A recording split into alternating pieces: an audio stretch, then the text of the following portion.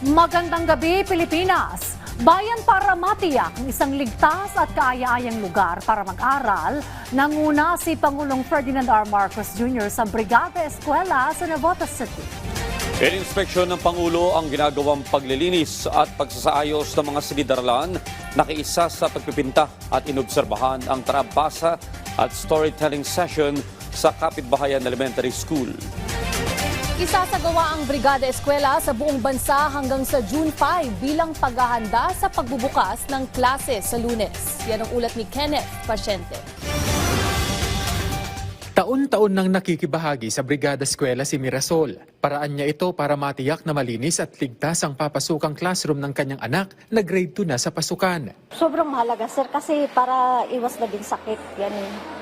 Lalo na dito, pag tag-ulan, maraming mga stagnant water, kailangan na malinis para iwas dengue.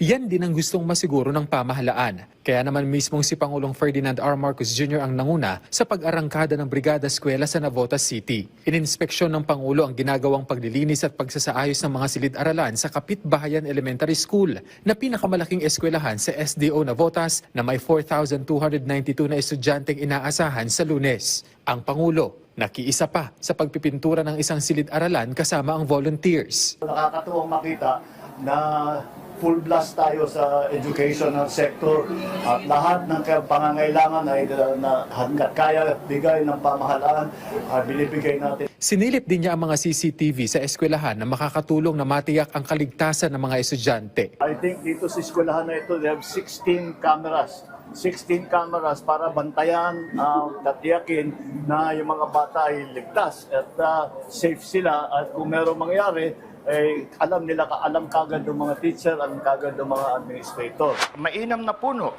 na may malalaki. Nagkaroon din siya ng reading session kasama naman ang grade 1 students na bahagi ng Tara Basa program ng DSWD. Punto ng Pangulo, dapat pagtuunan ng pansin ang pagbabasa bilang pundasyon ng pagkatuto. Pero bukod sa pag-iinspeksyon, malinaw ang direktiba ng Pangulo sa DepEd, ang matiyak na magiging maayos ang pagbabalik eskwela ng mga estudyante. DepEd knows perfectly well what to do. Hindi na natin kailangan silang turuan.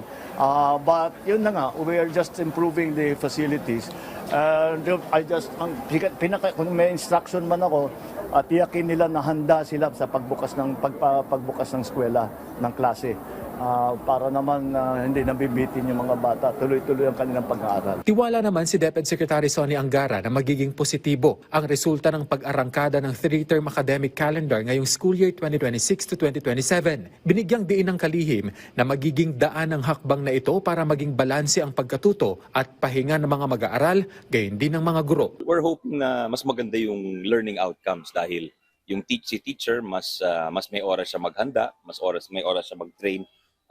Tapos mas konti yung exams na ibibigay niya. Tapos yung dun sa punto de vista naman po ng mag-aaral, mas may oras siya for tinatawag na deep learning o talagang mag-concentrate sa pag-aaral niya dahil dun sa lumang sistema parang habol ng habol yung teacher tsaka yung mag-aaral. Bukod sa mga magulang, kabilang sa mga nakibahagi sa Brigada Eskwela ang tupad beneficiary na kinuha ng pamahalaan para tumulong sa paghahanda ng mga eskwelahan. Binigyan kami ng ganoon tupad para makatulong din sa amin. Malaking bagay na rin yun dahil parang araw lang din bayad sa amin. Kenneth Pasyente para sa Pambansang TV sa Bagong Pilipinas.